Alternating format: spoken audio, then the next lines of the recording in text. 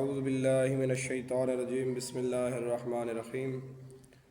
مومنین کرام، فطرے کے احکام بیان ہو رہے ہیں۔ انشاءاللہ آج فطرے کے موضوع کی آخری ویڈیو پیغام ہوگا، کلاس ہوگی، اس لیے کہ فطرے کے جتنے احکام ضروری ہیں وہ بیان کر دیے گئے ہیں۔ باقی مزید مسائل اگر کسی کو ضرورت ہوتے ہیں تو وہ ضرور رابطہ کر لیں۔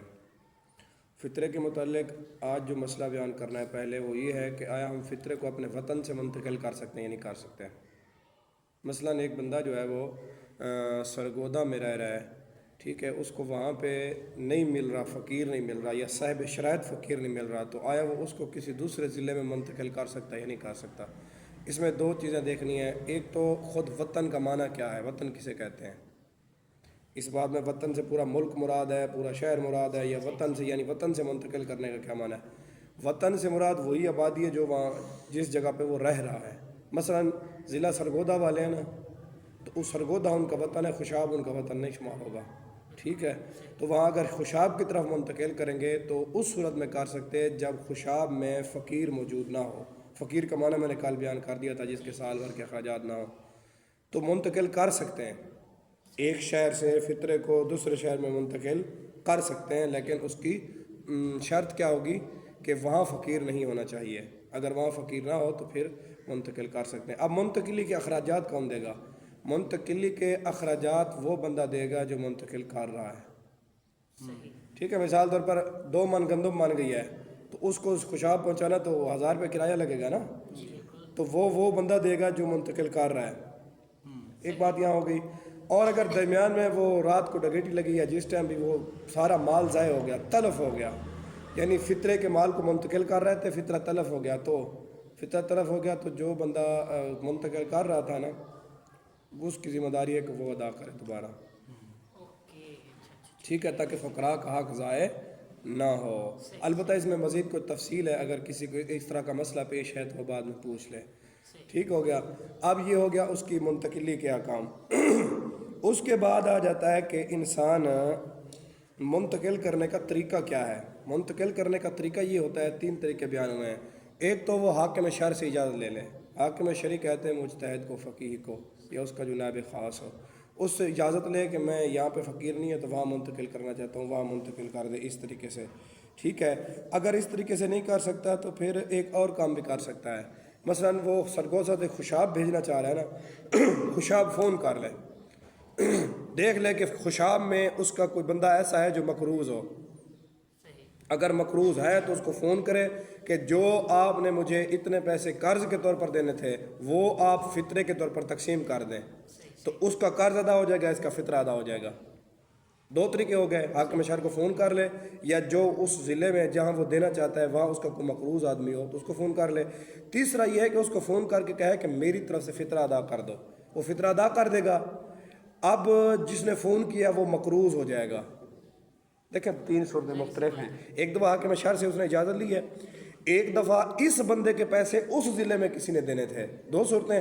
تیسری یہ ہے کہ اس نے ادھر فون کیا ہے کہ میرا فطرہ ادا کر دیں۔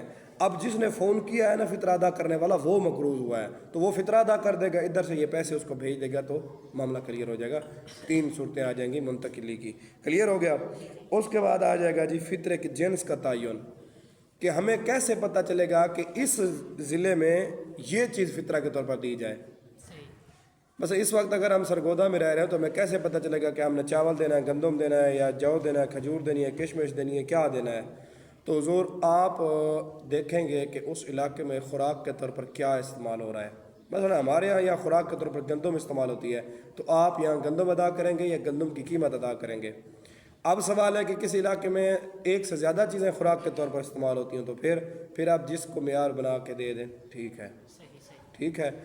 اگلا مسئلہ یہ ہے کہ ایک بندہ جو ہے وہ فطرہ وہ قیمت ادا کرنا چاہتا ہے، وہ چیز ادا کرنا نہیں چاہتا۔ یہ بڑا ضروری مسئلہ ہے، قیمت ادا کرنا چاہتا ہے، چیز ادا نہیں کرنا چاہتا، تو اس کو معین کرنا پڑے گا کہ میں جو ہے وہ کون سی چیز کی قیمت ادا کر رہا ہوں۔ مثلا ایک بندہ جو ہے وہ ایسے جا کے 500 روپیہ دے دیتا ہے، یہ نہیں بتاتا کہ یہ چاول کی قیمت ادا کر کے جا رہا ہوں، مکئی کی کر کے ادا کر کے جا رہا ہوں، یا گندم کی ادا کر کے جا رہا ہوں۔ قیمت دیتے ہوئے انسان کے ذہن میں واجب ہے کہ تعیین کرے کہ میں کس چیز کی قیمت ادا کر رہا ہوں۔ آئی بات سمجھ میں؟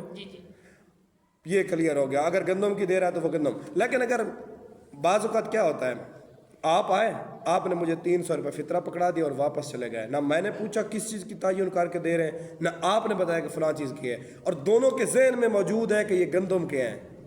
صحیح، مسئلے کو سمجھے نا، جی جی، میری طرف توجہ رکھیں. یوں ہوا، آپ آئے، آپ نے فطرہ پکڑا دیا، میں نے لے لیا، میں نے بھی نہیں پوچھا، آپ نے بھی نہیں بتایا کہ یہ کس چیز کے ہیں، گندم کے ہیں کہ چاول کے ہیں. تو آپ، لیکن دونوں کے ذہن میں کیا ہے کہ ہمارے علاقے میں عام طور پر جب بھی بات ہوتی ہے تو گندم کی ہوتی ہے. اس طرح سے اگر دونوں کے ذہن میں شرط موجود ہو، اسے شرط ارتکازی کہتے ہیں، تو یہ ٹھیک ہے. پھر تعین کرنا ضروری نہیں ہے، تعین ہو گئی، بس یہی تعین ہے کہ آپ وہاں سے آئے، آپ نے فطرہ پکڑا دیا، میں نے لے لیا مستحق پہنچانے کے لیے، تو بس وضاحت نہیں ہوئی کہ یہ کس چیز کا ہے. تو دونوں کے ذہن میں ایک وضاحت پہلے سے موجود ہے کہ یہ چاول کے نہیں ہیں بلکہ کس کے ہیں، گندم کے ہیں. یہ ہوتی ہے شرط ارتکازی، اور اس صورت میں یہ ٹھیک ہے. اب آگے والا مسئلہ، خیراتی فنڈ جو جمع کرنے والے ادارے ہیں، مثلا آتے ہیں جمع کرتے ہیں، ان کے پاس بہت سارا مال ہو جاتا ہے، ٹھیک ہے، پھر وہ سال کے دوران 5-5 ہزار 10-10 ہزار کر کے دیتے رہتے ہیں. سمجھ یہ نہیں آئی؟ جو فلاحی ادارے ہیں نا، جو چھیپا ویلفیئر والے ہیں، یہ اس طرح کے جو لوگ ہیں، وہ جمع کرتے ہیں نا، وہ جمع کرتے ہیں پھر سال کے دوران دیتے رہتے ہیں بندوں کو. تو کہتے ہیں فطرے کے معاملے میں ایسا کرنا درست نہیں ہے. اگر ایسا کرنا ہے تو حاکم شہر سے اجازت لینی پڑے گی، کیونکہ فطرہ فوراً مستحق تک پہنچانا ضروری ہے. ٹھیک ہے، تو اس لیے ضروری ہے کہ پھر آپ مستحق تک پہنچائیں. کسی فلاحی ادارے کو دیں گے تو وہ جمع کر کے پھر پتہ نہیں کب پہنچائے گا، تو یہ ٹھیک نہیں ہے. لہٰذا خیراتی فنڈ والوں کو اس طریقے سے فطرہ نہیں دے سکتے، مستحق تک پہنچائیں، یا اگر دینا بھی ہے تو پھر حاکم شہر سے اجازت لینی پڑے گی. اگلا مسئلہ، ایک بندہ جو ہے فطرے کے مال علیحدہ کر لیتا ہے فطرے کا، کہ یہ جو میں نے مال علیحدہ کیے نا جیب میں، یہ فطرہ دوں گا انشاءاللہ. تو بس جب تعیین ہوگی کہ یہ مال فطرے کے طور پر دیا جائے گا تو پھر اسے کبھی بھی تبدیل نہیں کر سکتے. ٹھیک، مثلا میں نے 300 روپے کے 100 کے 3 نوٹ علیحدہ کر کے جیب میں رکھ لیے کہ یہ فطرہ دوں گا، بس وہ مال پھر فطرے میں ہی جائے گا، تبدیل نہیں ہو سکتا، آپ کس وقت تبدیل نہیں کر سکتے. ایک اور مسئلہ، بندہ گھر سے نکلا، اس نے 300 روپے جیب میں ڈال لیا، اس نے کہا انشاءاللہ جاؤں گا تو فطرہ دیتا جاؤں گا عید پڑھنے کے لیے. اس نے دائی جیب میں ڈال لیے، جب وہاں مستحق کے پاس پہنچا تو اس نے بائیں جیب سے نکال کے دے دیے. اب جو مال معین ہوا تھا وہ جیب میں ہے، ادھر سے فطرہ ادا ہو گیا ہے، تو جو بچ گیا ہے اس کا کیا حکم ہے؟ تو کہتے ہیں جو مال فطرے کے طور پر معین ہوا تھا نا، وہ فقراء میں ہی تقسیم کرنا ضروری ہے، وہ آپ رکھ نہیں سکتے. جو تعین ہو جاتی ہے فطرے کی، وہ اسی مال سے ہی تعین ہوتی ہے، اور کسی سے اس کی تعین نہیں ہو سکتی. کہ ہم نوٹ وغیرہ چینج کر کے نوٹ نہیں چینج کر سکتے. حتیٰ کہ میں آپ کو ایک اور مثال دیتا ہوں، جو فطرہ جمع کرنے کے لیے بیٹھے ہوتے ہیں نا، ان کے سامنے ایک بڑا سا باکس مثال کے طور پر پڑا ہوتا ہے. ادھر سے بندہ آیا، اس نے دینا تھا 300 روپے فطرہ، اس نے نوٹ دیا 1000 روپے والا. اب ہم کیا کریں گے؟ وہ 1000 والا نوٹ رکھ لیں گے، ادھر سے 600 روپے نکال کے اس کو دے دیں گے. ٹھیک، اور باکس میں 600 روپے کون سا پڑا ہوا تھا؟ جو پہلے کوئی فطرہ دے کر گیا ہے. اس طرح سے کرنا بھی جائز نہیں ہے، کیونکہ فطرہ خود نوٹ سے متعلق ہوتا ہے. اس طرح سے اگر کرنا بھی ہے تو آپ کو حاکم شہر سے اجازت لینی پڑے گی، وگرنہ آپ نہیں کر سکتے. پتہ نہیں مسئلہ آپ تک پہنچا یا نہیں پہنچا. فطرہ خود نوٹ پر منطبق ہوتا ہے، نوٹ اس ملکیت، اس نوٹ سے ہی، اس نوٹ کو تبدیل نہیں کر سکتے. یا مثال طور پر نوٹ سے ہوا، یا جو جنس تعین ہوئی ہے اس جنس پر ہی ہوتا ہے، اس کے علاوہ اس جنس کو تبدیل کسی صورت نہیں کر سکتے. سوال ہے مولانا صاحب کہ اب ہمارے پاس جو 3 نوٹس، ہم نے ایک بات ہے وہ 100 والے 3 نوٹ لگا کیے، ہم نے رکھے ہوئے ہیں، ایک نوٹ ہم سے غلطی سے کہیں سے گر جاتا ہے یا چھین جاتا ہے یا جل جاتا ہے کسی طریقے، تو اس کی جگہ کوئی اور نیو نوٹ. ہاں، اگر مثال طور پر گم ہو جاتا ہے یا مثال طور پر جل جاتا ہے، اس طریقے سے، تو پھر ادا اور قضا کی نیت کے بغیر آپ ادا کرتے ہیں.